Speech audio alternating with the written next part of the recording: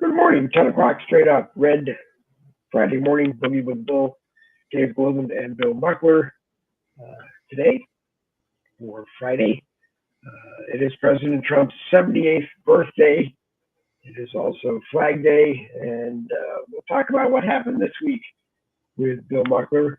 For all of you that don't know, Bill is a retired Marine captain. He is a entrepreneur.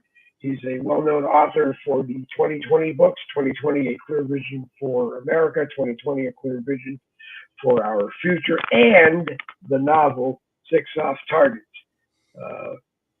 Throughout the broadcast, we'll give Bill an opportunity to tell you where you can get them, and we'll go right to Bill and his commentary. Good morning, Bill. Good morning, Dave. And good morning to everybody, all of our viewers. Yep. Good morning. We are live on my profile on Facebook. We'll do some sharing on Facebook. We're live on the Boogie with Bull YouTube channel. And if you follow at Boogie WT Bull, the Boogie with Bull X profile, we're live there. And with that, we'll get into our Friday conversation with Bill. Okay, I guess the first thing we always lead off on Fridays is Red Friday. Remember everybody deployed. And this is kind of a special Friday. Last Friday was really a special Friday, too. Unfortunately, I wasn't able to be on the show. We had some utilities problems, like no water and no nothing, So it was an unfortunate thing. They finally got us back online about 6:30 Friday night. We went like 2 days, 2 whole days. And let me tell you, it's not much fun. We're really spoiled with all these modern conveniences like electricity and running water. Yeah. So we're learning air conditioning. Go ahead, Bill.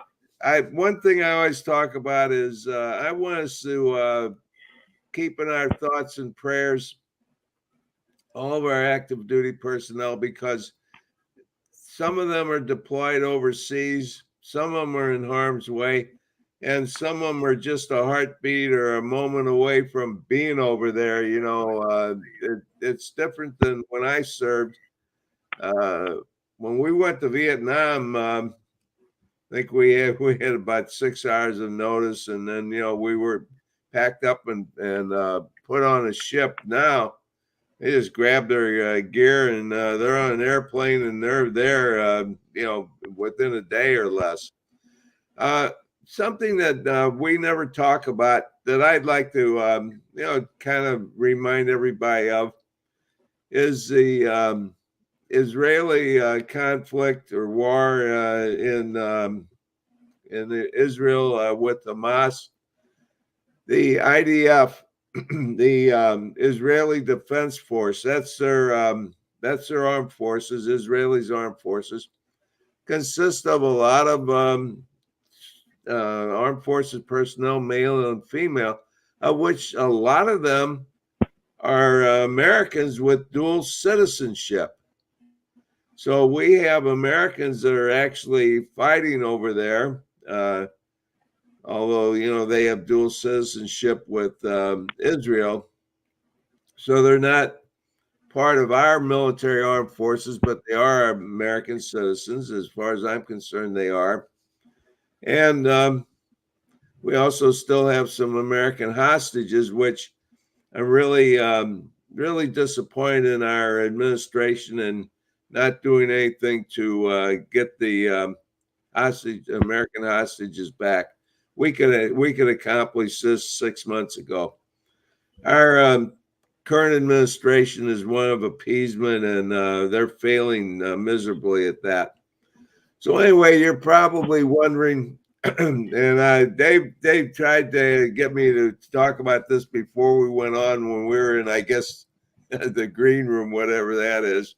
And I don't have a red shirt on today. I have a blue shirt on today, but I got a red cap. And if you're wearing red. You are wearing red. Yeah, if you'll look at the shirt I have on the left side, which as I look at the screen, it's on the right side, you'll see some red and white stripes and an emblem there. And then on the right side, if you can, it's pretty small. If you can read it, it's 3 lines of script. It says Bill Muckler, U.S. Marine Corps, Semper Fidelis. And you're wondering, why do I have this shirt on today? Well, this is my shirt that I wear for Military Officers Association meetings and so forth. And I'm kind of like some other folks. I have dual citizenship in the Military Officers Association of America. What we call a MOA, and Big MOA is located in Washington, D.C., somewhere around 375,000 members. And then each state has chapters. We have about 40 chapters in the state of Florida.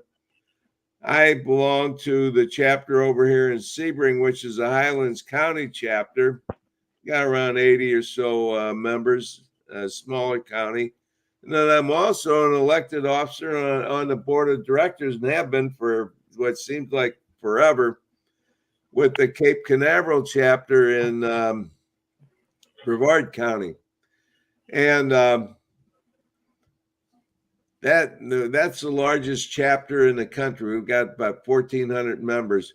Now you're wondering, well, so what? You know, a lot of the people watching and listened and so forth are people who never served, think, oh, it's those damn officers, you know, they got all the privileges and they're the guys who were the dumbasses. They didn't know what was going on. They should have left it to the sergeants and everything like that.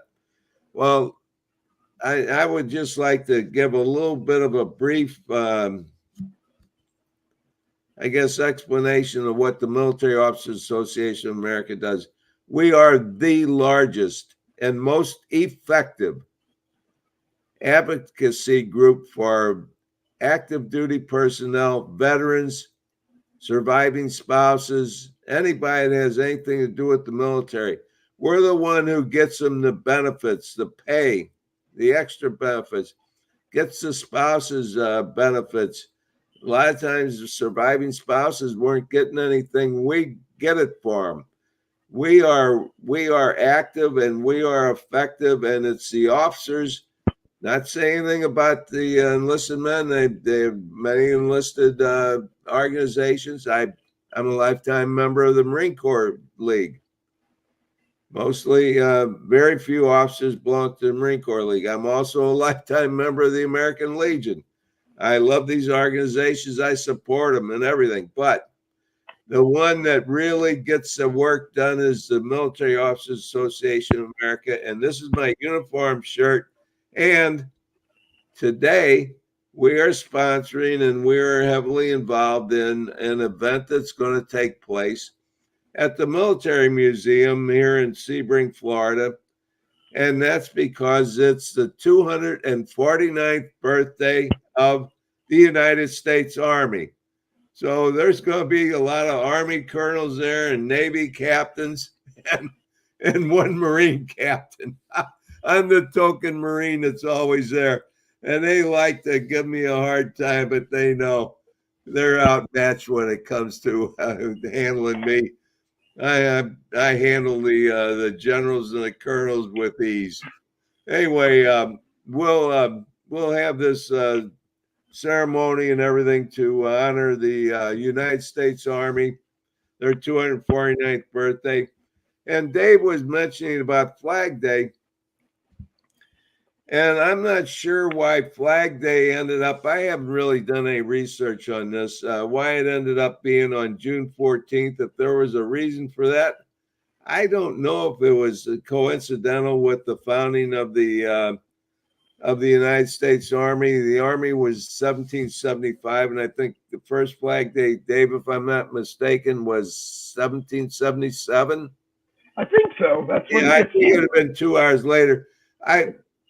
I didn't do any research on this before the show. Maybe I should have. I didn't think it was going to be that big of an issue. But anyway, we're celebrating Flag Day and we're celebrating the 249th birthday of the United States Army. And you might say, well, you're a Marine. What do you care about the Army for? Well, I spent 4 years as a Army junior ROTC member or student or whatever. So I served my time in the Army when I was in high school. I also served 2 years in the Air Force ROTC at the University of Missouri. And while I was in the Marine Corps, I was on a lot of Navy bases and sailed on a lot of Navy ships and so forth. So I always felt like all the services are equally important. We just have different missions. That's all. And I'm just pleased to honor the United States Army. Hey, we just, a week ago Thursday, we remembered D-Day, which was pretty much an Army operation, although there were, 6,500, 6,600 ships involved in it. So that took a lot of the Navy. I think there was about 156,000 troops. So that was an Army operation, although from my research, what I know of Marine Corps history is I think there are 306 Marines involved in the D-Day operation. Well, 306 out of 156,000 isn't very much, and that wasn't really a combat force. That was something more of an advisory and staff force or whatever. So anyway, hats off to our salute all of our active duty personnel and all of our veterans. Last Friday, the day after D-Day, 7 June 1958, this guy stood there in front of Brigadier General the Beast Krulak, Victor Krulak, the Beast, and swore to uphold the Constitution and the United States of America, supporting all that, took the oath, and for the first time in his life was called a Marine. When you go through boot camp for officers, we were called candidates, and the enlisted men go through boot camp. They're called recruits. You're not called a Marine until you make it through boot camp. I guess if you're in the Army and you get drafted, or they don't get drafted anymore. You enlist, you're a soldier, or you're a sailor, or an airman. But Marines are not Marines until you've earned the title. Okay. And I just want to interrupt you for a second. Devil Pops, is that referring to a Marine going through boot camp? Devil what? Devil Pops? I don't know anything about that. I know that part of the Marine Corps League, they have a Devil Dog organization. And I think the guys, and I've never gotten interested in that. Okay. But I guess the guys who first get started and initiated in that, as beginners are called devil pups because they're not devil dogs yet. You have to go through some training and initiation and ceremony and so forth. And I've never really had any interest in that. I guess there's a few officers that do that, but not. No. I didn't have any interest in that. But that's what that's all about. Is the Marine Corps League, which is Marines who are not on active duty anymore can join the Marine Corps League, and you're assigned to a detachment. But there's also, like, we have the 2 detachments over in Brevard County. We have one Devil Dog organization, and they have their own. They're all part of the Marine Corps League, but they have their own events and ceremonies and et cetera, rituals. When you retire from the Marines, can they call you back in? Can you go back? Actually, you say I retired. I never really. I didn't officially retire. I was on active duty for 4.5 years, and then I went into the ready reserves for another 11 years. So with Marines, once you're a Marine, you're always a Marine, etc. Now, yes, as actually, let's talk about, for example, a military officer. Most of the guys in the Military Officers Association are retired 20, 30 years, some of them more than 30 years. Colonels, generals, lieutenant colonels, majors, whatever. Yeah, you retired, but you are still subject to recall. You can be recalled. I can be recalled right now. An enlisted man who just got off, was received an honorable discharge last year can be recalled. Doesn't happen very often. Right. Doesn't happen very often. Even at 88 years old, they could still call you back and say, yeah, but obviously they're not going to do that. Obviously, no, I understand. I understand. It can happen. It's a very rare occasion when people are called back. Now, going back to times like World War II and leading up to the Korean conflict and so forth, there are a lot of guys that were recalled back in at that time. But there's also a draft going on at that time. We don't have an active draft right now. We don't have recalls right now. Okay. Again, let's put it this way. The government can do any damn thing they want to do to any one of us. Right. And if we don't like it, they can come in, they can put handcuffs on us and frog march us away. Yep. That's part of the government we belong to. And that scares me. I think I've kind of exhausted everything we need to talk about as far as the military is concerned. What else do we want to talk about today? Well, what I liked about having you on was when you were doing your broadcast of the Muckler Show, we could bring you on and kind of get a wrap up of your commentary for the week. So I mean, it's still the same things in the front of the press. You know, Trump's New York trial, does it go to a mistrial? If it goes to a mistrial, does Alvin Bragg retry it, or does he just walk away from it because, or as I say, because Justice Merchan delivered a delivered a felony conviction to Donald Trump. Now, if it's a mistrial and he or Merchan doesn't try to bring it back, or Alvin Bragg decides he doesn't want to bring it back, does that felony conviction go away? Yes. Okay. Now, I know I got kind of wordy there trying to get Okay, yeah. Really, what you're talking about is the Trump legal team. Let's just kind of simplify it. The Trump legal team, working on Trump's behalf, have appealed to the appellate courts of the state of Florida to review the case, in which case they could declare a mistrial, they could declare whatever, they can do whatever they want to do. And so that's the state that's the stage that this trial's in right now, waiting for the appellate court to make their decision.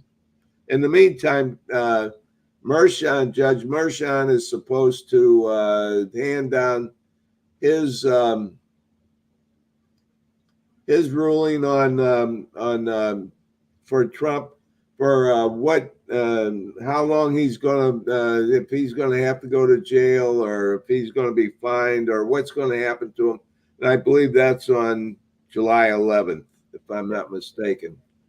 I'm just doing this memory, but I'm pretty sure it's July 11th. It is, but do you think that Merchan, if he goes on with that, there won't be any jail time? The $500 million that Trump had to put up as bail or whatever you want to call it. No, that's a different Fine. case you're talking about. That's Okay. the case of that the state district attorney general Letitia James brought against Trump Right. on a completely different case than this one. Okay. That Okay. was on the real estate case where Right. they said that he misrepresented his real estate holdings. So, and that was a federal case. This one that Bragg brought is a state case. Bragg is a district attorney for the Right. New York City. So this Right. is not a federal case. So Okay. that's why it'll go through the New York Okay. appellate court process. Okay. Now, it appears that the New York appellate court might decide to hold ruling on the New York case because, as you've mentioned before and others have, Fannie Willis is in a whole bunch of trouble with the courts in Georgia. And that the state of Georgia has put the Trump election fraud case on hold pending the outcome of Fannie Willis's case. Now, if Fannie is prosecuted in Georgia for violating her law license and whatever else they throw at her, odds are, I would guess, the Georgia courts will dismiss the Trump case in Georgia. Whether or not they retry it doesn't really matter. But if they were to dismiss it, do you believe that the New York appellate court would be I see absolutely no connection between the two.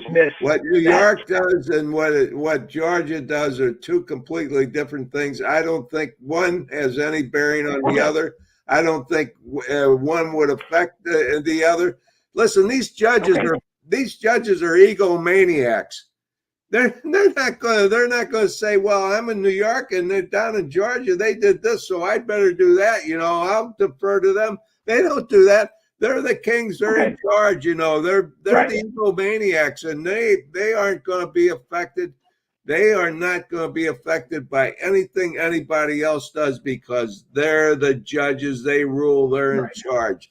And so, but actually, I see absolutely no connection between the two. Now, as far as the election interference case in Georgia, that's a state case. I don't know, maybe it's a county case. It has nothing to do with the federal government.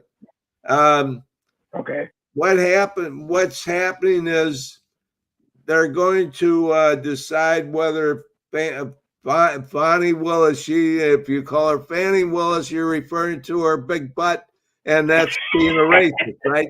So she made sure she told everybody her name is not to be mispronounced. It's Fannie Willis.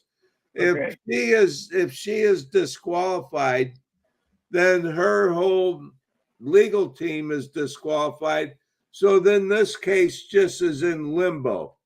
And then it would be up to her successors, whoever they might be, to decide we want to take this on and start all over with it again, or we're just going to ignore it and let it die a quiet death off in the woods someplace. Right. Now, if they were to decide to continue in Georgia and in New York with the appellate courts, do you think the judges that take those cases might say, hey, we're not doing anything until after the election? We're just going to ride out the election and then go through it and not try to pull this back from Donald Trump's legal problems becoming something that needs to get dragged through the election. We're just kind of in a bad place right now where I guess both sides seem to be trying to find things to nail each other. Like Hunter Biden is now guilty of of being a drug addict who lied on his gun application. Will he see 25 years in prison? I don't think so. I mean, I read a lot of things that say because he's a first time offender, they might slap probation on him, they might do something. And even if they do, my biggest concern is if they sentence him before the election, do you think if Joe Biden, the president right now, his father, if he's going to issue a pardon, would wait until after the election when he's writing out the lame duck portion of his presidency and getting ready to pardon everybody that he may pardon if he's going to issue any pardons? Do you think that Joe might actually throw a pardon for Hunter in that? I think right now we're opening up the Looney Tunes comic book. Okay. Again. Okay. But let me answer this. I think Hunter Biden's sentencing is going to happen soon. I don't think Biden is going to. Biden has said he won't pardon him, and I think Biden will keep his word on that. Now, after the election, things can change because if Biden is not elected and Trump is elected, Biden could say, "Yeah, I'm going to pardon my son." Or if he's elected again, now he's a lame duck president, he can say, "Well, I'll pardon my son because I'm, Right. nobody can do anything to me now. I'm president for the next 4 years." To me, Dave, this whole trial was stupid. It never should have happened. If it was going to happen, it should have happened 6 or 7 years ago or something like that. And as I've said before, and everybody should know, I'm not a retribution or revenge guy. I don't care about any of that crap. What I care about is what's best for America. And what happens with Hunter Biden has no impact whatsoever on what happens in America. This trial should have never taken place. The only reason it took place is because they got greedy and tried to get him immunity for forever, for a lifetime of whatever he might do. And the judge said, "Wait a minute, I don't think we can go that far." So whatever happens with Hunter Biden, I could care less. Because let me finish now. Let me tell you why. You got a lot of viewers are going to be pissed off at Bill Muckler, and they're going to say the Marine has lost his mind. And I'm going to say, wait and let me explain why I'm saying this whole trial was stupid. It never should have happened and so forth, because we're going after the wrong guy. We got to go for the head of the snake. The head of the Biden criminal enterprise is Joe Biden. That's who we should be going after, not his kid. 100% Who cares about this kid who's probably lived probably one of the most dysfunctional, screwed up lives anybody could imagine?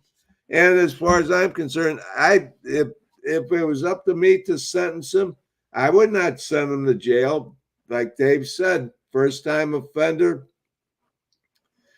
Now, a lot of the legal experts and pundits on TV say, "Oh, this is not a victimless crime." Well, as far as I'm concerned, it's a victimless crime because he didn't really harm anybody. He didn't shoot anybody, didn't discharge a gun. It's a victimless crime. He's a first-time offender. What I would do, based on what the guidelines I saw, the 3 cases, he can be fined up to $250,000 for each one of them. Fine him $750,000. Give him a sentence of community service of 500 or 1,000 hours of community service. Give him probation for 2 years or 3 years or 5 years, whatever you want to do, and say, "Look, go out and try and clean up your life, and you can't be involved." And part of that would be tell them that you cannot be involved in foreign businesses anymore. unless you're a registered agent, which is a completely other different story. And then just drop the whole thing and go after the head of the snake. Right. And you want to know something, Dave? They ain't going after the head of the snake. They've been talking about this for what, 4, 6, 8 years, and nothing's ever happened. It's just all a bunch of blather to keep us donating money. Boy, my phone blew up the other day. Right. I had like 8 or 10 text messages asking me to donate to the various causes for the Republican Party based on Trump and the Hunter Biden thing and everything you can imagine. And I ain't giving them any money. I'm just not, Right. because I don't think they deserve it. Yeah. Well, Okay, so now I gave you some controversy here. This should you did. No, you're light fine. No. If it lights up, if people make comments to me during the week, I always tell people if they make comments about the Friday broadcast with you during the week, they need to come on to the Friday broadcast and address those comments with you. And most of the time, people don't want to do it. And I get in trouble for making a Looney Tunes comment to you because someone has a question. Yes, you were right a few weeks ago. You did say sometimes you think my Looney Tune questions, I blame them on somebody else because I don't want to get I don't want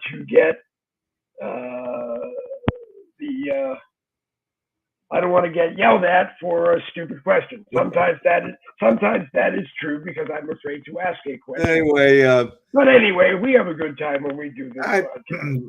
I fully recognize it, and I know this. I analyze it. I think I'm intelligent enough to figure it out. What the audience is really interested in is what's happening today, the events of the day, what's happening. How can we get Trump elected? How can we put Biden in jail and all that stuff? And I think on a differently, and I'm not interested in local politics. I'm not interested in state politics. I'm more interested in the federal government and how it relates to the entire planet. And I guess right. I look at things from a little bit different perspective. And some of the things that I think are just kind of silly and don't need to be talked about are issues that a lot of people are really concerned about and interested in. And there's nothing wrong with that. They should be. Now, if we want to talk about something, what we should have done, Dave, you and I should have really gotten prepared so we could discuss what's happening right now in the Washington, D.C. that was supposed to start at 10 o'clock. And that's the Supreme Court issuing their rulings on a lot of things. There's a couple on the First Amendment, one on the Second Amendment, one on abortion, on Trump's immunity case. All these things are really important. And they're happening right now. I guess they were scheduled to happen right now. Maybe none of them will happen, or maybe they won't give any rulings or anything like that. Those are important things, but we're on at the same time that they're supposed to be doing this. So who knows what happens? But that'll be some some good topics for your future shows to discuss what the Supreme Court's doing. No one seems to be asking about any kind of sovereignty discussion and anything being given to the World Health Organization anymore. Was that I don't know what happened. It seemed that all the meetings in the House were in closed door sessions, so none of us would hear whatever happened, and it was just going to happen between the House, the Senate, and the President. I don't know if a President of the United States would actually, even if the House and the Senate passed it, I would believe that a president in the duties of being president and protecting the United States would veto it. But has that all since died? Are you hearing anything on that issue? Well, first of all, anything that happens with the WHO, the WHO is part of the United Nations. So that I think there's a lot of bad stuff going on there, but I don't think they're telling us anything because they don't want us to know about all the crap that they're trying to dig up and they're trying to get involved in and trying to push off on us. Now, I think what you're talking about was the Republicans had Fauci and some of those idiots in front of them. Big shows, ask them a bunch of questions. They say they can't recall anything, and then and we'll get back to you. And if you send in a request, we'll send you some information. And then it just kind of dies because then they go on to something else, and nothing ever happens. This is our politicians at work. This is our government at work. They do a lot of BS and they do a lot of talking and nothing ever comes of it. And they just let all these things just kind of die away and go away while something new comes up. And then it becomes a big deal and everybody gets worked up about it. And then it kind of slowly dies away. Yeah. And what happens You're right. for us, the citizens, the taxpayers get screwed. You're 100% right. I'm only bringing up the time because it's 10:36. I don't want you to be late. That's okay. I'm good. Okay. I'm good. Right. All right. I never like to bring the time up with No, don't worry about it. I want you. I don't want you to feel like I'm ever pushing you out. Because I would never do that. I would keep you on for hours at a time every day if we could. Okay, what else do you want me to bloviate on? I can do this all day. Well, it's a local issue. Gas prices in northern Florida seem to be dropping down to around $2.92 a gallon for 87 octane. How are they down where you are? And then, of course, everybody around the United States on Facebook knows that I'm in Florida. You're in Florida, so they've been constantly hit me last night on Messenger, making sure that we're okay. We're in the north, so we're not down in the the southern part around Tampa where it's rained, it's flooded. Are you still above that part, or are you down in that part? We've had a little bit of rain, but no flooding. Most of the flooding has been Miami and Fort Lauderdale area, which would be southeastern Florida. There was some heavy rains in Tampa all the way down to Fort Myers, which is on the Gulf Coast. That's about halfway down the Florida Peninsula. Miami is at the very tip of the southern tip of the Florida Peninsula. Okay. As far as gas prices are concerned, I noticed that they had been up around $3.59. All of a sudden, they took a drop down to $3.29. And I noticed yesterday, where was I? I went I know. I went. Oh, this is a good one. You'll love this. I was coming home yesterday, and I noticed that the Wawa was $3.19, and they're usually about 4 cents higher than everybody else. So I don't know what happened there. But where I was coming home from, Dave, I was coming home from the Marine Corps recruiting office. It's in the Sebring Fairmont Plaza Cinema Square, and the Marine Corps recruiting office is the only armed forces recruiting office in Highlands County. So anyway, I was down there talking with Sergeant Alexander Ponce de Leon, and we had a nice chat and everything. So anyway, I'm not being recruited. I'm not doing any recruiting. He wanted to get my new novel, so I took one down for him. Actually, you'll love this. The president of our Military Officers Association actually paid for the copy for Sergeant Ponce de Leon. So anyway, officers are generous and they do good Very things. good. As much as a lot of people like to criticize us, and you can criticize, I don't care. No. It doesn't make any difference to me because I know what we do and don't do, and I know all the good that we do. And I know Yeah. that occasionally there are some guys who are jerks or a-holes or whatever, but the biggest majority of us, I think, are pretty good folks. So anyway, yeah, I forgot about that. I was at the Marine Corps recruiting office, and if there's anything I can do to help out there, I will. But man, I got to tell you,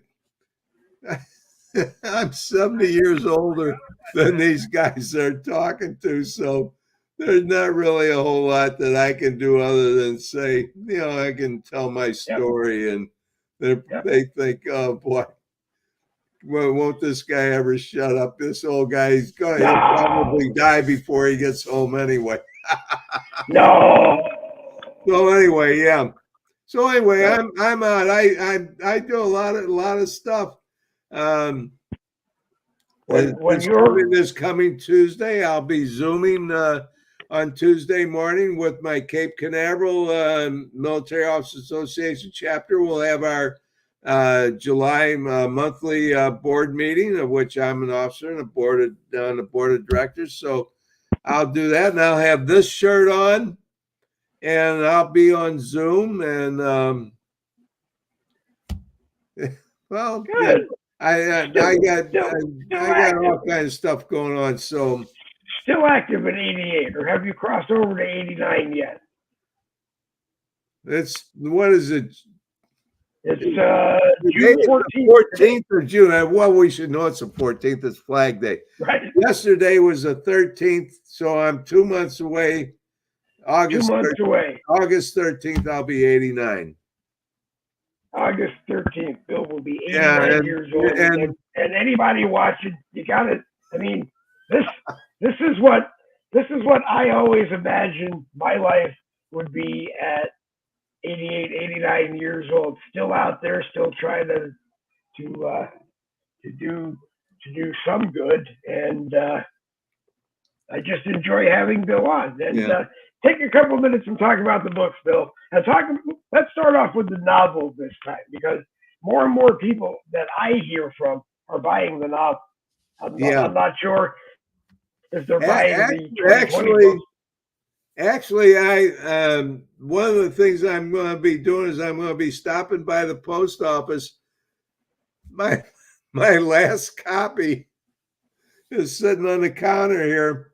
I got all ready to go got the envelope out and everything. That's my last copy of my first printing is sold out, and I've actually my son handles a lot of this stuff for me. We ordered another printing, and I should be getting those within a day or two or whatever. We ordered them, I guess, early this week. How many are in a printing? What? How many are in a printing? You can get anywhere from 1 to thousands. Okay. I usually do them 100 at a time. Okay. Good. And there's a reason for that. And it's not really financial. I could afford to order 1,000 at a time if I want to, but I don't have enough room to keep all this stuff, So I get 100 books, I've got, I got 3 different books on my bookshelves, that I'm signing and mailing out, selling, and whatever. So anyway, and the I have a real good feel for it. So I knew. I talked to my son last week, and I said, "Let's put in an order for another 100." And he takes care of it, and I put it on my credit card, and they're really good about it. Printing company that does a nice job. Well, you got the book; it's a good quality product, I think. It's very good quality. Yeah, very good quality product. It's as good or better than anything you're going to find on the bookshelves of any bookstore. Yep. Mainly because the guys who print them. They're printing a lot of other books too. Yep. I mean, they're not in business just to print me. I'm just a small customer. It hit us all as a surprise because I don't know if anyone expected after the 2020 books that there would be a Bill Muckler novel. Yeah, and actually, I've started writing the sequel to Six Off Targets, which I think I'm going to call Aftermath, because it's going to be the aftermath of the story. And Dave, you keep promising you're going to read the novel, but have you read any of it yet? I have to tell you, since I will be honest with you, Bill, since the dementia diagnosis about a year and a half ago, I can do it and I will do it. But honestly, it's about 20 or 30 minutes at a time that I got to get up and come back and read it. So I will, it is on my desk. I enjoy promoting it. I'm very interested in the topic of the novel. In regards to the 2020 books, I didn't sit down and read them cover to cover.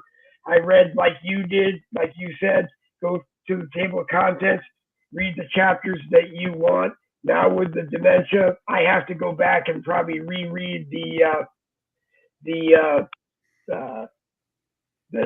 notes at the end of the chapter. I did walk away with 2 points, which we talked about before I even started reading the books. You, I think, support the abolishment of the Department of Education on the federal level and the IRS. 2 things that are very close to my heart. Absolutely. We should be controlling our education on the state level. And I actually watched a Warren Buffett interview the other day that said Berkshire Hathaway pays $5 billion a year in taxes. And if the other 800 companies in America paid $5 billion in taxes, no American citizen would ever have to pay income tax, and the federal government would still be able to fund itself. So, right now, here's the thing: corporations don't really pay taxes.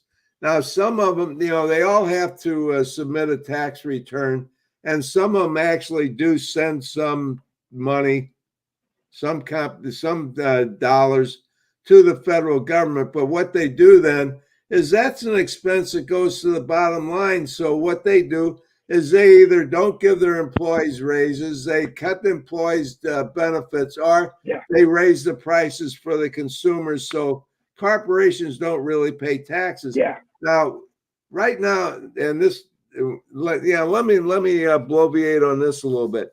Okay. Corporations are living entities, and the goal of the corporation is to make a profit and a return on their investment to their shareholders, which is me and you. If we have any money in any kind of an IRA account, a 401k account, any kind of retirement account, SEP account, whatever it might be, we've invested money, and most of that money is in mutual funds, which is a conglomeration of a lot of different stocks. I want corporations to do well because I want my investments to do well, so I'll have enough money when I retire. Now, Biden is against the greedy corporations. Well, he's crazy on this. He doesn't know what he's talking about. What he's doing is he's pandering to his constituents, the low IQ, low educated constituents who think, oh yeah, these greedy corporations, they're getting us, they're going to screw us.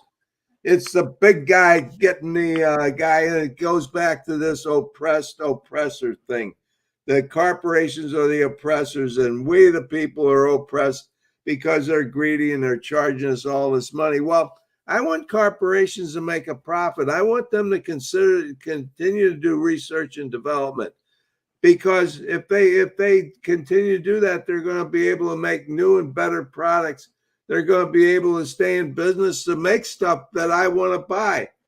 So that's the deal on corporations. Okay, now here's the deal. Corporations typically pay in total somewhere around $300 to $400 billion a year, which is like 10% of the total revenues that are collected by the federal government. What Buffett is talking about, God bless him, he's an extremely successful guy. I don't necessarily agree with everything that Warren Buffett says, but he's got a point. But I'm not so sure that what did he say? 800. He said they pay $5 billion. Works out to about 20. I'm not sure. 21%. When you get down to the Fortune 500, I'm not sure that many of them can pay out $5 billion in taxes. I'm not so sure that they have really earned enough earnings to even come up to that amount. So what he's saying is kind of like when he said, his secretary pays a higher tax rate than he does. That's because he doesn't take an income. He makes his money off of his return on investment, his capital gains. Profits. Yeah. Which is another thing. I'm totally against capital gains taxes. Why should I, as an investor in the economy of my company, be penalized and punished by paying taxes on my investments? That makes no sense at all. It would seem to make sense that in order to get people to invest in their economy, they wouldn't have to pay taxes. But this is just another way that if you want to talk about greed, talk about greedy politicians who are trying to find ways to separate us from our money so they can give money away to people that will vote for them and support them.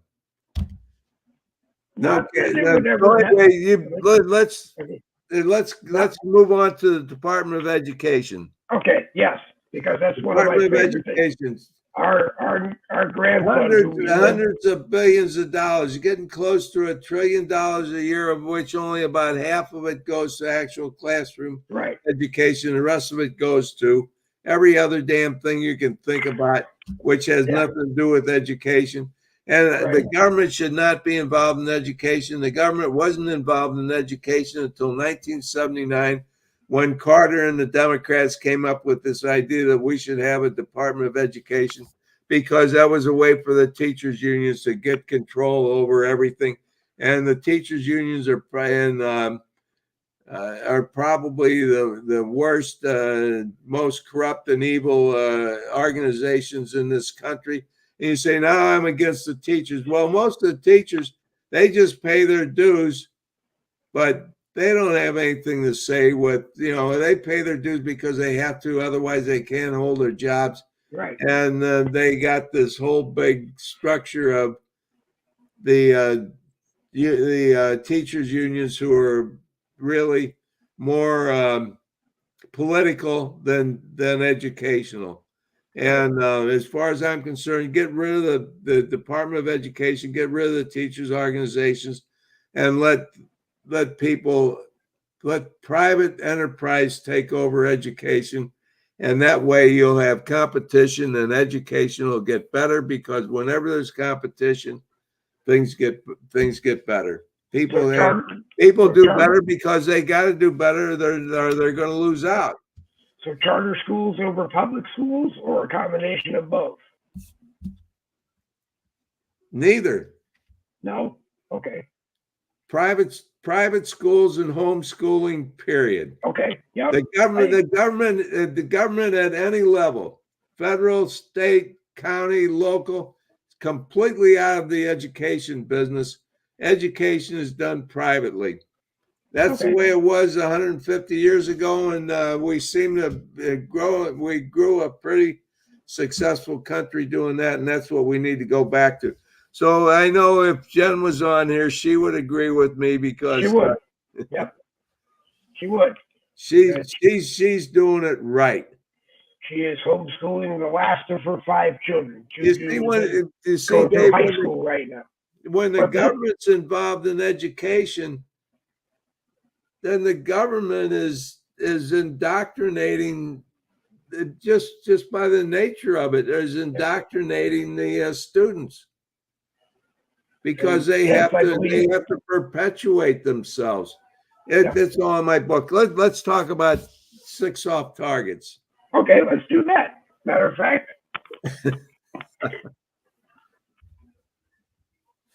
this is what it looks like.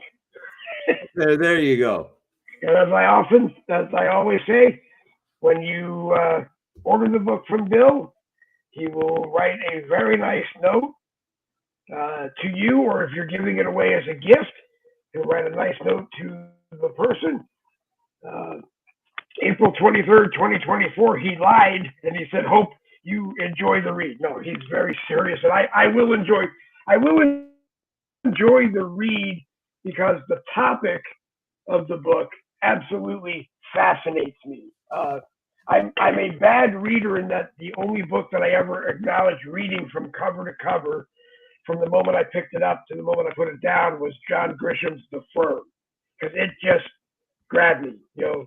Some guy, some stupid lawyer trying to shut down the mafia. Yeah, I've read Grisham's books. This book by 6 Off Targets by Bill, it's a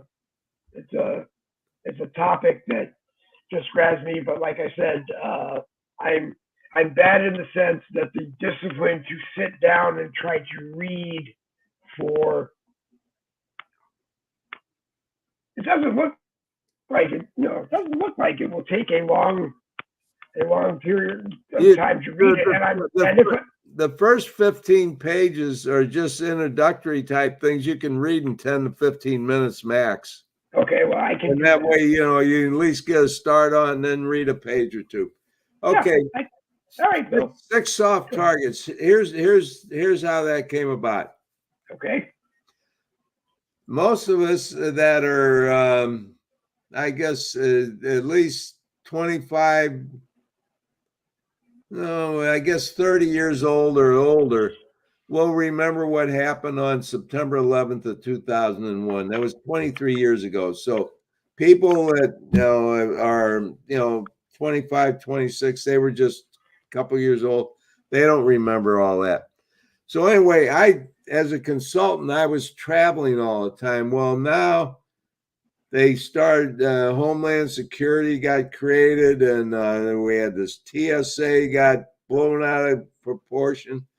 And I would go to the airport, and I'm standing in long lines, and I'm getting hassled and searched and everything like everybody else. And I'm thinking, this is stupid. Why are we doing this? I mean, we're reacting to something that happened on September 11th of 2001. These guys ain't doing this shit anymore. They're not flying airplanes into buildings anymore. They're going to find other ways to get to us. And they're probably not going to do it right away, because they take their time and they do things very slowly and methodically, plan things out for whatever, and I'm not trying to praise them or say anything good about them. I'm just trying to say, this is their mindset. This is the way they work. So I'm thinking, here I am, I'm standing in line. I'm thinking, this is so stupid. I'm going to be here another 15 minutes before I can walk through this thing, that's going to tell me, I've got some metal on me or something like that. And I'm thinking, why am I doing this? And I got the idea that if I was a terrorist, I would want to attack America, because my goal is to eliminate the great Satan of the Western civilization. I want to eliminate Western civilization. I want to bomb us back into the 7th century, back to the year 632, when this crazy pedophile started this whole crazy, stupid thing called Islam or whatever. Okay. Which should be a subject of many shows. Okay. if I was going to do this, what would I do? And I'm thinking, well, I'd probably go after something that was pretty easy and it would be very low key. It wouldn't take a whole lot of technology, wouldn't take a whole lot of training, wouldn't take a whole lot. And I could just go and I could attack something. I thought, okay, that would accomplish something. But what if I attack two things at the same time? Boy, people would all of a sudden, they would be in a state of panic. Then I got the idea. Attack 6 different targets that are soft targets that, we don't guard. We're spending all our time guarding the damn airports, and we're not guarding anything that's really important, which is our American lives, right? Yep. That's Right. it. And so I thought if I was going to attack something, what would I do? So I picked out a whole bunch of different targets, and I settled on 6. And I thought, okay, who's going to do this? And Dave, this is going back like 10 years ago. This is when I was sounding the warning that everybody said I was crazy. I said, terrorists are coming across our southern border. People said, no, you're crazy. That's not happening. Well, guess what? It's happening today, isn't it?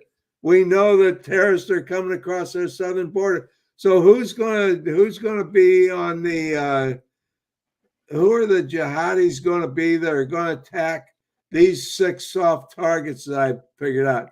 It's going to be terrorists that came across the southern border. So I have some in the book. I detail out and explain how we've got terrorists that are in sleeper cells here in America, and they'll be kind of like the coordinators that go betweens of these guys. And these terrorists will come in through the southern border. They'll form up as teams. They'll do their research. They'll figure out and make their plan on how to attack a target, and then they will attack a target. And you say, well, how are they going to afford this? Well, they're going to afford this because there's a lot of fanatics, Islamic fanatics in the Middle East that are making a lot of money selling oil, of which we're paying for. And they're going to fund all this stuff. So that's the premise of the book. So okay, so that's only half the story. Going back to the 1930s, we had Navy and Marine Corps intelligence officers who said Japanese are going to attack us.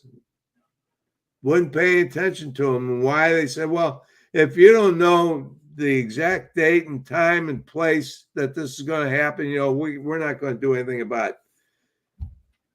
There were people who said there's going to be an attack on America, which was the 9/11 attack.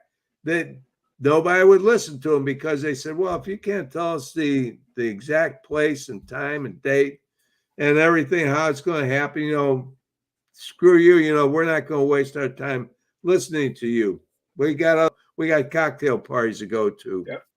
So I created the characters of a couple of veterans who are retired but had served over in the Middle East, and they still have some contacts with guys that were over there who were their interpreters. And one of them finds out that gets wind of this attack is being formulated, and he tells this one vet who gets the other vet involved, and they try to warn everybody that there's going to be an attack, and everybody says, screw you, you're stupid, it ain't going to happen, we don't want to listen to it, and so forth. So they are in the process of themselves trying to figure out how can we find out when this is going to happen, and how can we stop it when our government is against us and doesn't want to support us at all and doesn't want to listen to us. So we've got these conflicts going on of veterans who say something's going to happen, give us support. We got our government that says, we ain't going to support you, screw you, you're stupid. We're more interested in covering our own butts on all of our own stuff.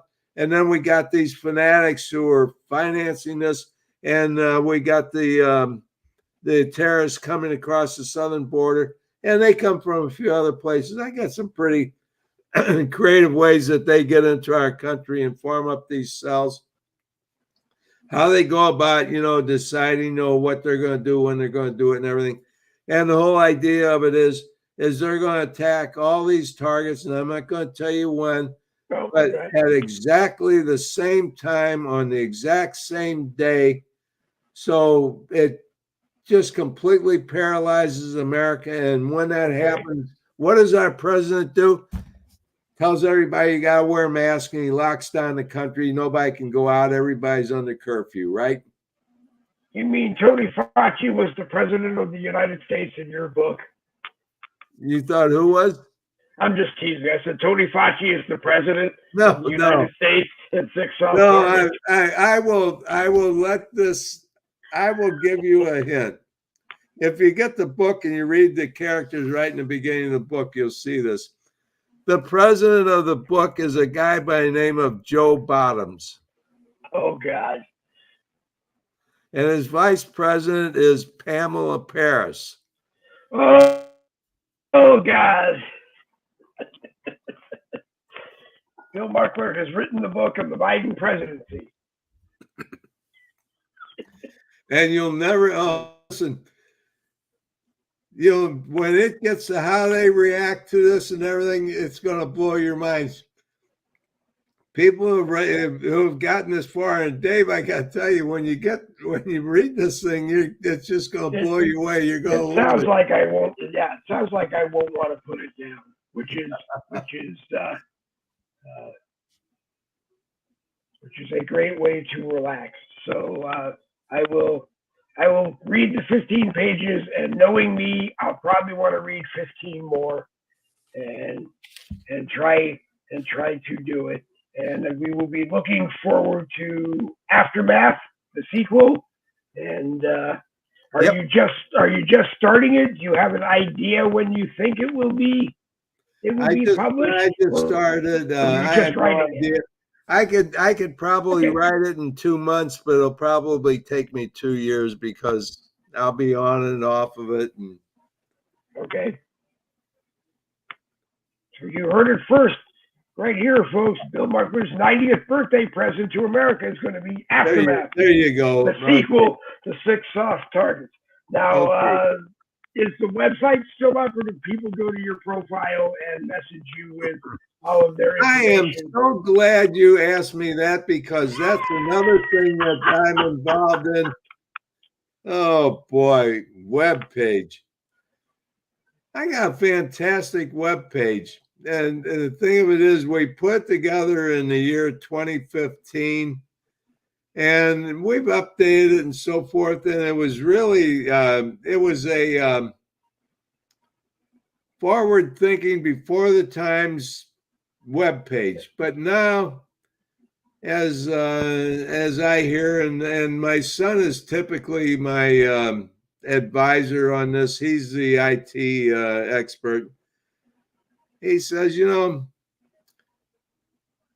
our web page, the server does not support the web page anymore, so we can't make updates on it.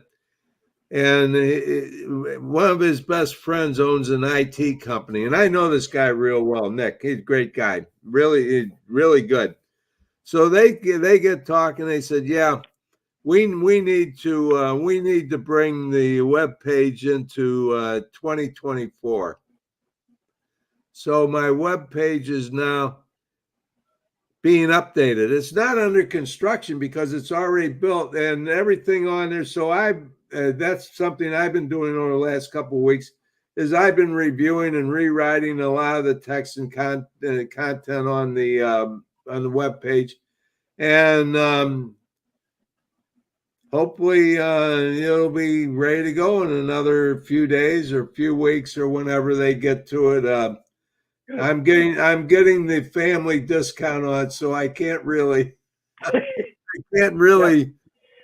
them on it, and it's gone 9 years, so what's another 9 days, But anyway, when it's done, and of course when it's done, what I ask them to do, and I think they're going to do, but I'm letting them do it because they know they know what an attractive web page looks like. I don't know what that is. They know what's going to bring people's attention and everything. But what I want to do is I want to have a separate page for 6 soft targets, a separate tab where somebody can go to 6 soft targets. They can learn about it, and they can actually buy the print book or the ebook right from there, rather than going to my e-commerce page, where you have to go like you do on Amazon or whatever. You go to another page to click on, I'm going to buy it, and enter all your information and everything in there. Okay. Will the Bill Markler shows, the broadcasts you did for a year, will they be available through the website? Will people go onto the website and watch them? Or is they're on the Next Gen USA webpage. And I thought about that, and I guess maybe what I need to do is find out if there's a way that they can link, link on my webpage to that webpage, so they can get them in. But they can. I couldn't. I got a year's worth of shows on there. That would be a ton of content to try and put into my webpage. Because video take up a lot of capacity. Right. You do a link which is called embedding, that you just they embed the link to the Next Gen website, and people can go and watch them. It works for me. I only ask because people still ask me all the time, where do they go to watch the broadcast? I tell them, go to your page, go to the group, and now what about your shows? Do you have them archived any place? I have most of them archived on YouTube, on the Boogie with the Bull YouTube channel. You're going YouTube, yeah. We that's the only reason why I got YouTube. We're gonna add Rumble probably sometime in July or the beginning of August, and we'll try to get them all posted over there as well. But that was the only reason why we got the YouTube channel, was so that while we're live, we could record them, and then people could just take them from there. I have a YouTube channel as well, and I got a bunch of stuff on there, but I've kind of lost interest in it. Yeah. For me, it's just a whole lot of stuff going on. I got the books, I got everything happening, and I'm trying to be very involved in real life stuff, like veterans organizations and things like that. That it just gets to a point where every now and then I like to just sit down and watch a Netflix series, or maybe watch a ball game on TV. Yeah. And you have to get away from this stuff a little bit. You do. If you do it 24/7, it drives you crazy. You need more to life. There's more to living than just this stupid political establishment that we're trying to follow. Right. That's screwing up our country. Right. And I should take that advice, because I spend probably 18 hours a day in front of the box. But you are right. You do have to separate from it and enjoy other things in life. And I really enjoy reading. So, I'm constantly reading a book. In fact, I'm typically reading 2 or 3 books at the same time. I'll read a couple of chapters in one, and then on my phone, and then maybe I'll read a couple of chapters off my tablet, and when I'm in my car, I'm listening to an audible book. I used to listen to all these political shows, and I just got to the point where I'm sick of listening to all of them. So now I listen to audibles. Although right now I'm listening to a book that was written by Victor Davis Hanson. I really like this guy. This guy is good. Do you know who he is? Victor Davis Hanson? I don't know, but I'm going to sit here and pay attention and make sure I learn. He's a professor someplace. I don't know if it's UC Berkeley or Stanford or something. And involved in some kind of a think tank or one of those types of things. But this guy, he is good. I learned so much from him. Good. Well, it is important. There are great writers out there. Yeah. I swear. So anyway, I'm There right. really are. I just finished up listening on Audible. I listened to a sci-fi book, and now I'm listening to this one, which is I think it's called the Citizen or something like that by Victor Davis Hanson. So I try to do a lot of different things. I'm currently reading a book by one of my buddies that lives in Perth, Australia, Ooh. and he reads my books. I read his books. He's really a good writer. He's a good author. Man, I start reading his books. I can't put it down. I go, what's going to happen next? You know. I always thought a book club broadcast would do very well. The only problem is I don't know enough people who write books. And a lot of them that do write books don't want to come on a broadcast that's basically a political broadcast to talk about their books. But if there are people out there who write them, the other downside to that is, Dave, we probably don't know enough people that want to read books. Well, you brought up Audible.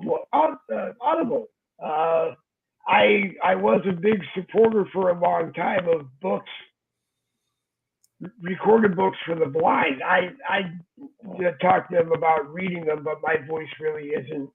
I have to do a lot of electronics to make it calming and something that people would want to listen to while they have a 600-page book read to them. But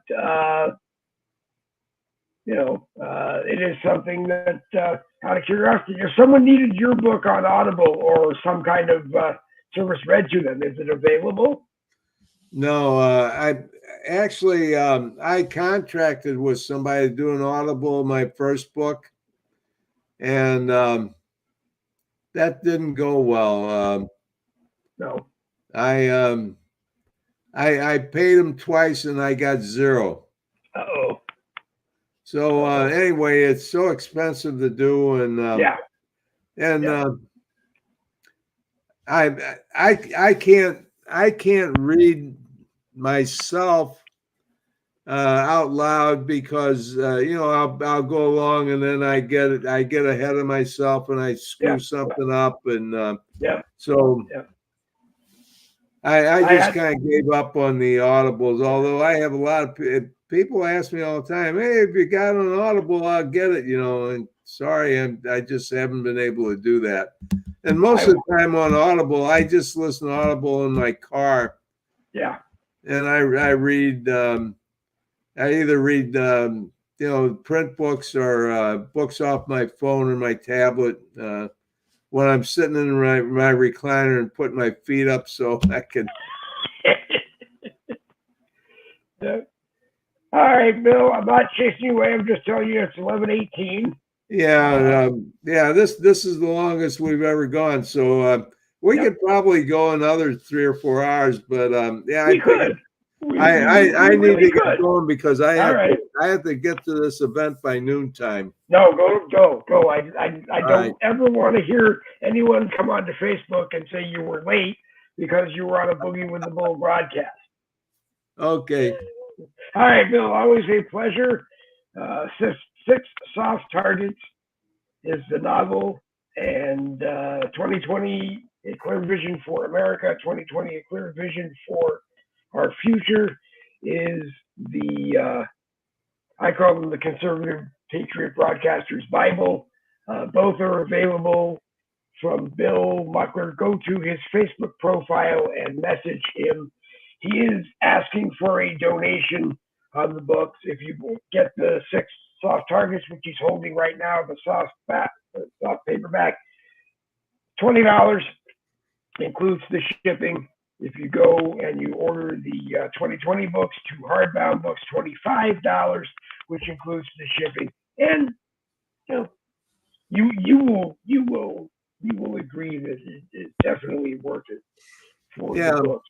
That's about what a burger, fries, and drink costs now at a fast food restaurant, right?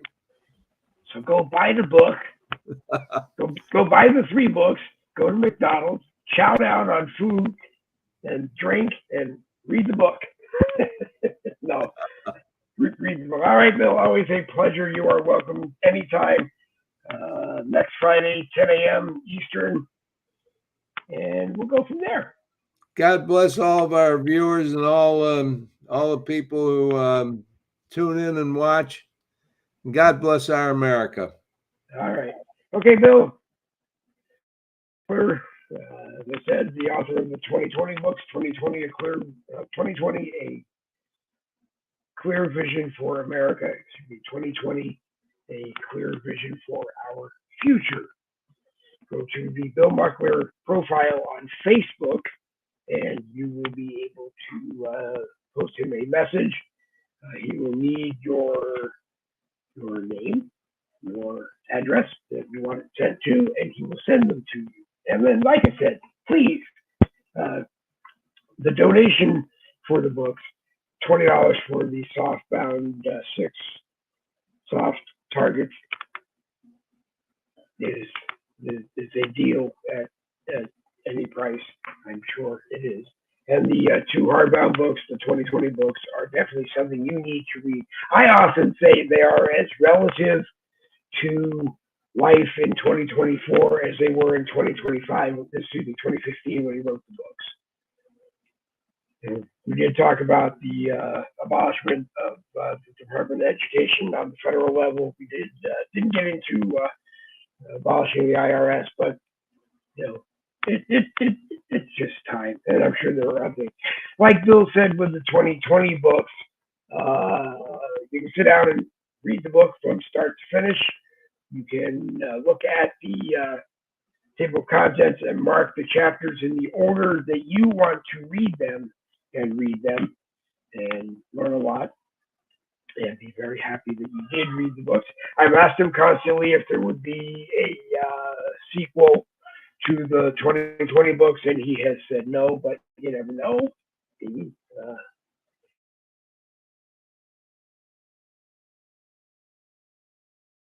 Live chat, and thank Gemini Lava Fangs for watching, and let's see who else, Lisa Kelly O'Lion. Salute with your cup of coffee, Lisa. I didn't drink much coffee this morning on today's broadcast. Tommy M. Hagen was the first person to watch. We sent it out into, give me a second here. So many devices on the desk. So many devices on the desk. Whoops. We sent it out into, let's see. We sent it out to 23 groups with 78 people watching, which is very good for Red Friday Morning Caffeine and Boogie 10 o'clock in the morning broadcast. We will say good morning to Denise. I won't butcher last names. Denise's Mama D, and pleasure to have you catch the tail end of a Boogie with the Bull broadcast. Generally, Bill always tells me 20, maybe 30 minutes, and sometimes it's an hour, and sometimes it's a little more. And as he said, and I said, I could do broadcasts for hours and hours and hours and hours and hours. And maybe someday when I have a studio, we will just start the recorder and let it go. And then we'll cut it into hour segments and put them up and make it easy for everybody. But I like doing this live. Anyway, we did tell you that today, Flag Day, is President Trump's 78th birthday. So happy birthday to President Trump. We touched on Flag Day, which started in 1777 when the flag was approved. We talked a little bit about Trump's New York hassles, Fannie Willis's Trump Georgia hassles. I'm not calling her Fannie. I'm sorry. Changing your name to Fannie just hopes that people who aren't familiar with you and won't look you up on the internet to see the evil person that you are might think that you're somebody different from Fannie. So I don't really care. Fannie of your life, and you're going to be fanning through the end of your legal hassles in Georgia as far as we are concerned here on Boogie with Bull. We did say that prices for 87 octane and BJ's in Orange Park, the station that we monitor, are sitting comfortably at $2.92 a gallon. Premium, which I think is 89 octane, is sitting at $3.38 a gallon. That's where the 87 price was sitting, right around there and dropping. Could be, like Jerry says, it could be things to come, trying to get gas prices down as low as the Biden administration can push the oil companies to do before the November election, or maybe an indication on President Trump's side that how low prices can go as to where they were in 2020 when President Trump took over. I don't care what YouTube says. I don't care what Facebook says. I don't care what the owners of any other social media network say. The average price for gas when President Trump left office in 2020 was about $1.83 a gallon. And so if you don't like it, Facebook, I'm sorry. If you don't like it, YouTube, I'm sorry. And X, which used to be Twitter, if you don't like it, I'm sorry. Come on and talk with me and air a different case. When we're live this morning on the Dave Globin profile here on Facebook, that's usually where we are on Facebook. We send it out to about 28 groups if we can. Usually 21 of them, 23 of them post it. The rest don't. If it's not in a group that you want it in, if you're the admin of that group, let me know and I will put it in there. If you're a member of a group and I'm a member of the group, I will either ask the admin if I can put it in the group, or I will post it in the group and see what people think. Podcasts over the next weeks of broadcasts will be on Winkin, MeWe, Truth Social, Threads, Streetlock, and probably half a dozen other places that I forgot to write down before we went live. It's 83 degrees in Florida. Up here in beautiful Fleming Island, feels like it's 89. Winds from north by northeast at 8 miles an hour, which might be very cooling, very comfortable outside right now. 78 degrees was the predicted low. Well, we weren't going to be anywhere near that today. 89 degrees is the projected high. And who knows, we may go up above that. To our friends and viewers down in the southern part of Florida, getting slammed with rain and some flooding, you are in our thoughts and prayers, and we hope that everything corrects itself as quickly as possible. If you are watching, we always say in this time of emergency, make sure you are checking in with the senior citizens that live in your system, in your neighborhood, and make sure that they are comfortable and well taken care of. If you have to, if they don't have power or air conditioning at this time, maybe bring them over to your house and let them relax and be comfortable. And if necessary, contact family and have them taken out of this area to where it is more comfortable and more safe for them to be. Mama D says that she cannot get my podcast on Facebook. It is on my profile, Mama, and it's always live on my profile. If you can't get it because you can't get to my profile, let me know. My profile is one of the few profiles on Facebook where it is on purpose set up so all 5,999,999,999 other Facebook members can see it. It's open to everybody on Facebook. If you can't see it, it may be Facebook blocking the distribution from getting to you, and I apologize for that. So if you can't get it, can't watch it on can't watch the podcast in a group like I said, if the podcast isn't in a group that you want, let me know, and I will send it to. Okay, let me see. I We did try to send it into Street Fight. I'm an admin of Street Fight. I will go over there because John Johnson's group. I'm an admin in there. I will go over there and take a look around and make sure Facebook either didn't take it down or it actually didn't get posted in there. But like I said, it's always live on the Dave Logan profile here on Facebook. I don't mention the names of the groups all the time that we posted, but like I said, if it is not visible in a group that you want, a conservative patriot, MAGA, America First group that you're in, let me know, and I will try to put it in there. And as long as the admins and moderators are comfortable with it, I will let that do it. Otherwise, it's always live on my profile, always live on the Boogie with the Bull YouTube channel, and always live if you follow me on X at Boogie WT Bull, at Boogie WT Bull. You might be restricted also.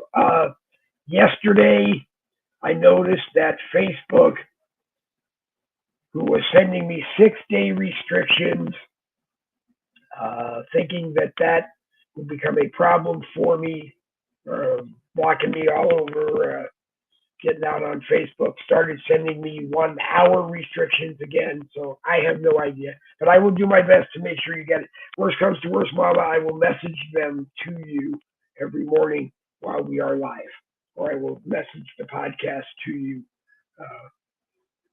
once the broadcast is done. I will make sure that you get it, Mama. Mama D is from the watches on the Patriot Lab Uncensored platform with William Rayfield when he is live with us.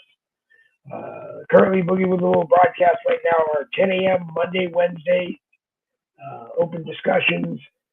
Friday is Red Friday morning caffeine with Bill Muckler. Generally, it's Jen Woodruff and myself, along with Bill. Tuesday and Thursday evenings, Thursday night live, 7 p.m. Eastern. We didn't do it last night. I made a last-minute decision to cancel it because it actually felt like it was 666 degrees in here last night, and all the fan was doing was blowing extremely hot air back into my face. And we just had to make a decision. On Tuesday, let me look at my calendar really quickly because I didn't write it down. Next Tuesday is June 18th.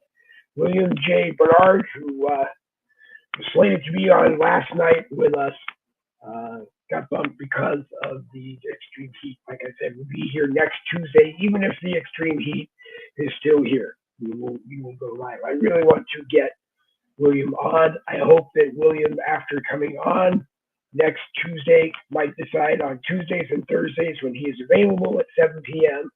to be a member of the panel, be a co-host of the broadcast. It would be my pleasure to have him on. He hosted Wolverine Freedom Radio on internet radio for a long time, and I believe just retired from it. So it would be our pleasure to have him as a co-host on the Tuesday and Thursday broadcasts. It's hard for people I know with a working life and a real life to do the 10 a.m. broadcast with us on Mondays and Wednesdays. So 7 p.m. Tuesday, about an hour and a half. 7 p.m. Thursday, about an hour and a half. And we'll bring people on from now and then and hope that they decide to become a co-host. The podcast today, like I said, will be on LinkedIn, MeWe, all over MeWe, Truth Social, Threads, Streetlock, and like I said at the beginning, I probably have forgotten a whole bunch of other places that it should be. What we are going to do with our technical team, to the best that Dr. David Novar is capable of helping me, as well as we've reached out to William Rayfield and a few others that can help me, is we're going to expand our StreamYard up one package, which I think gives us a slew of more destinations. And that way we can just take everything and make it a destination. I know a lot of broadcasters go to where they want to be and set it up as a post and do it all that way. I don't want to do that. For me, it's a lot easier that if we actually want to be on 200 social media destinations, then it just makes sense for me to be all set up so that when I take us live, we're live on all 200 social media destinations. And if we are not on one that you think we should be on, please let us know. If you're on Telegram, you can take it from the YouTube channel and share it all over Telegram. That would be most appreciated. There is the APR, American Patriots Rising APR Telegram broadcast channel, which we have permission to be on. I just haven't yet gotten to do it. But like I said, for me, the easiest thing to do is that if there are 200 destinations that we want to be on, then we just want to set it all up with the tech team so that when I go live, we're live on all 200 destinations. And watch when you can. If you can't watch us live, watch us at a podcast time of your choice. Let me do one final check before we go. And okay, let's go back and do one final check before we go. 78 people watched live. We did 23 shares. I don't know for sure if it got into all 23 groups that we shared it into, but it does normally get into most of them. And then, like I said, if you can't get it, if you can't watch it as a profile because you can't get to my profile and get it, then let me know and I will send it to you on Messenger if you ask for it. I don't want to deal with any potential complaints of sending it to hundreds and hundreds of people on Messenger and then a bunch complain that I'm spamming them on Messenger. So if you want it on Messenger, send me a message that says you would like Boogie with the Bull podcast sent to you on Messenger, and then just type your name and date it under your name and send it to me, and then we're going to have the tech team print it out and just keep it in a file to make sure if there's ever any problem that we stop. You know, it's just, I'm all concerned with that kind of stuff. I don't like to make social media and the internet harder for any people that don't need it in. And Mama D, if we can line it up one day so that between where you are and where we are here in Florida, you are more than welcome on a Monday or a Wednesday to come join us, and at 10 a.m. if you're around, and at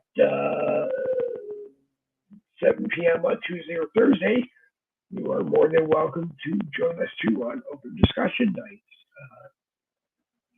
So we're not the best social media broadcaster that you'll see. We're not the worst social media broadcaster that you see. We just come on and we like to have a lot of fun and get a lot of information out from a lot of different people to a lot of different people. And then you take whatever information you hear us babbling about on the broadcast and you decide for yourself. Okay? It's all on you. Anyway, it's been an hour and 38 minutes. And we're going to feed me coming up on lunchtime. And fortunately, my wife Donna made me iced coffee this morning because the hot coffee would probably just been blown off the top of my head by now. Armando Aguilar, you are the last person to have tuned into today's Boogie with the Bull broadcast. And whatever you missed of the broadcast, you can watch the podcast on my profile in a bunch of different groups. Actually, you watch it on my profile and take it from my profile and share it anywhere on Facebook you want. That's what I will say. Take it and share it anywhere on Facebook that you want. If you want to share it off of Facebook, what I ask is that you go to the Boogie with the Bull YouTube channel, subscribe to the channel, and then take that broadcast each day and the other broadcasts that you've ever seen on there and share them all over you want. If you scroll on my Facebook profile and go back as far as you can, you'll find the earliest ones of the broadcast. I used to have them on Streetlock. Unfortunately, I screwed up one day and I deleted a group that had every single broadcast that YouTube might not even have, that Facebook might not even have. But like I said, I'm just here because I enjoy doing this. I did it for 4 years between college and 2 years in real radio, and I was unfortunately 40 years ago. And it's something that I enjoyed, and unfortunately, as with people that have dementia, we start living in the past and remembering good times in the past and try to come back and do that again as we progress through the future. So like I said, we're not the best, we're not the worst, we're somewhere in between. We try every day to be the best that we can. If we aren't covering topics that you want, please message me and let me know.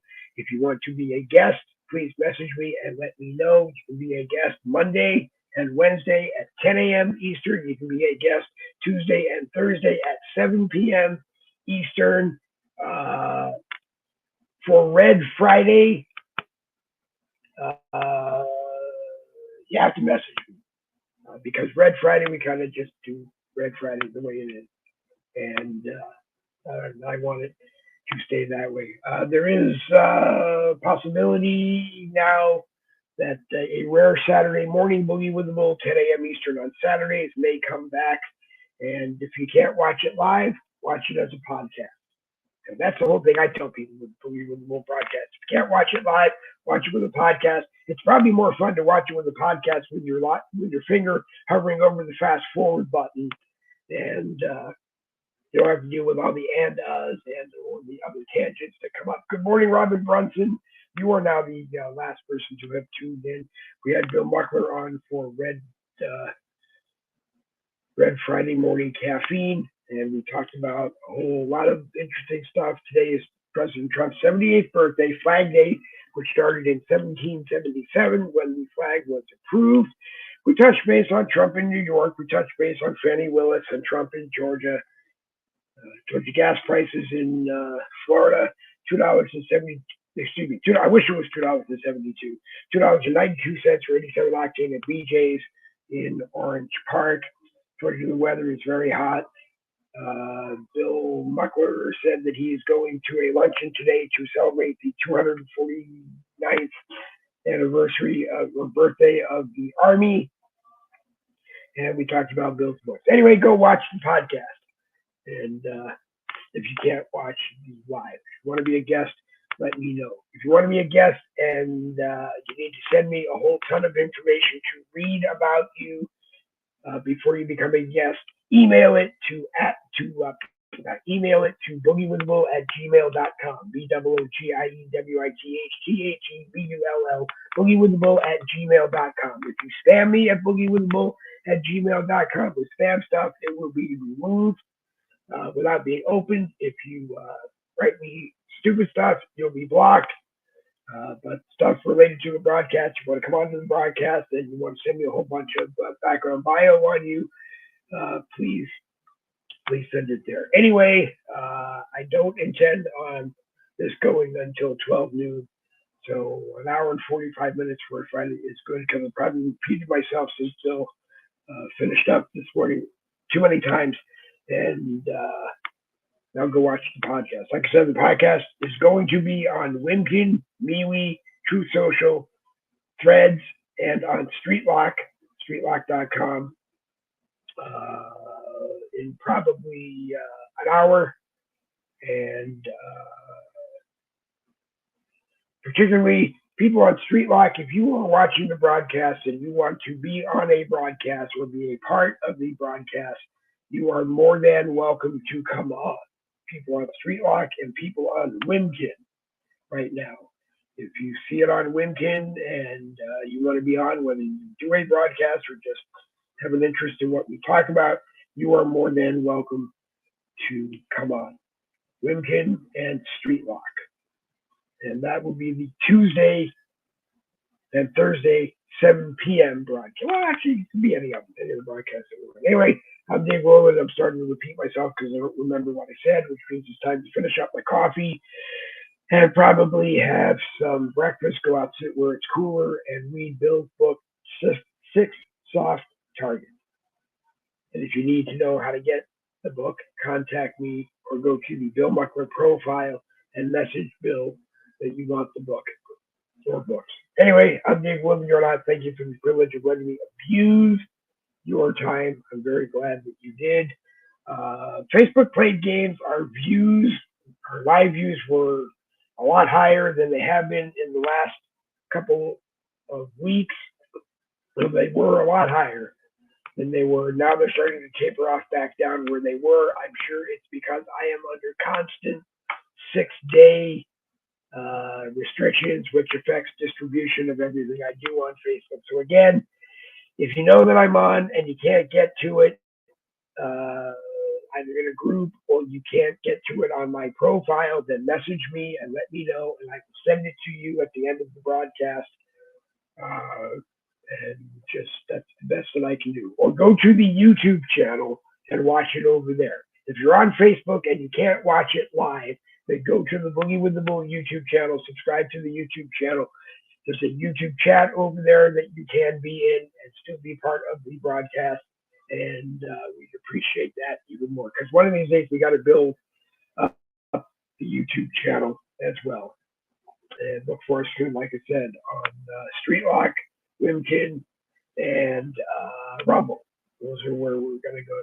We're going to add in the next month. We're actually going to do it this time. I instructed the tech team to do it and get it done. And I don't care if we have to pay something to be on some of these social media networks. Not everybody does. I just, like I said, if we end up with 200 social media networks that actually wanted Boogie with the Bull on us, we would form the Boogie with the Bull network like we have, and we would just automate it and make sure that it goes to everybody who wants to see it, however you need to see it. Anyway, I'm Dave Logan. You're not 11:47. It's lunchtime. I thank you for being with us. Let's see. Today is Friday. There won't be a rare Saturday morning tomorrow.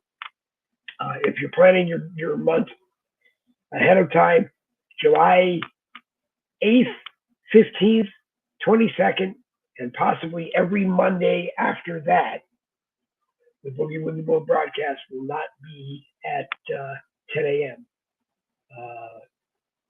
One of my doctor appointments weekly got changed to 10:45, and if I can stay in that appointment on Monday, it's just a lot easier, and I would like to do it that way. So we have to find a new time for Monday morning caffeine or the Boogie with the Bull broadcast on Monday. Anyway, I'm Dave Logan. You're not. Thank you, Robin Brunson, Danny Campbell. You are now ahead of anybody who's ever watched a Boogie with the Bull broadcast. Baba D, thank you for watching. Armando Aguilar, thank you for watching. Travis Ray, my buddy, thank you for watching. Come over to the monitor on the left side to make sure I didn't miss anybody.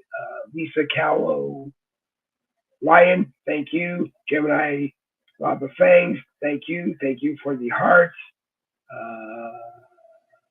Gemini says, Dave Woodland, good morning, sir, and people of the good fight. May you be blessed and have a prosperous and abundant day. Hugs and hugs. Thank you, Gemini. And we'll scroll back up to make sure we didn't miss anybody. Tommy M. Hagen was the first person to watch this morning. I didn't put up a promo this morning. I actually forgot. I really have to write out a checklist of what I need to do from 8 o'clock in the morning when I wake up on a broadcast day until 10 o'clock in the morning when we go live. And then, like I said, we're working with the tech team to try to make it as easy as we can so that we can continue doing this as long as we can. Anyway, it is now 11:50, and it's time for this broadcast to end. Double B's for victory. This Boogie with the Bull broadcast is going to come to an end. This is the part of the program where I tell you you have been watching Boogie with the Bull Red Friday Morning Caffeine, a copyrighted presentation of the No Budget Broadcasting Company. We didn't use anything that belonged to anybody else without permission. We named books. We had the author of the book and permission to discuss those books. So there should not be any copyright violations for this broadcast. Facebook will continue to make it as hard as they want for you not to see Boogie with the Bull broadcasts on Facebook. we will continue to send them and do them live on Facebook as long as we can. If there ever becomes a time that we cannot do it live on Facebook, meaning that they have cut our cord with StreamYard, look for us on the Boogie with the Bull YouTube channel. If that gets cut for same reasons that Facebook cuts it, go to at Boogie WT Bull on X. Go to Dave Globin on LinkedIn. Go to Dave Globin on MeWe. You'll see him in a bunch of MeWe groups. Look for it on Truth Social, on Threads, on StreetLock. If it ever happens that Facebook and YouTube cut the cord with StreamYard and we can't be live on them, we will probably move to StreetLock and then send everything live from StreetLock. StreetLoc.com. A very, very well-run conservative patriot, America First, MAGA website. The new stream on StreetLock is headed up by Miska Simpson, who's a fantastic person. I don't know what Miska really does for a living. I don't know if she runs the StreetLock news portion as her full-time living, but just a fantastic person. And we've butted heads, or I've butted heads with her over the years, including the 5 years that I earned my own banishment from life from StreetLock for like 5 years. So, just a well-run organization from Grant Jackson, the man who owns it, all the way down to all of the members. So that's why I had said earlier, anyone on StreetLock that watches the podcast, you're more than welcome to come on to the broadcast. And if we get a bunch of people from StreetLock that want to come on and be a part of the broadcast, then technically we will move the broadcast over to StreetLock and just be live on Facebook and Boogie YouTube and X and everywhere else. Anyway, in 8 minutes it'll be 12 noon, and I don't want to keep saying that in 8 minutes it'll be 12 noon. So double V's for victory. This Boogie with the Bull broadcast is going to come to an end. Thank you to the 78 people that did watch us live this morning on Facebook. I have to figure out how to track live views and podcast views everywhere else the podcast goes when we post it live.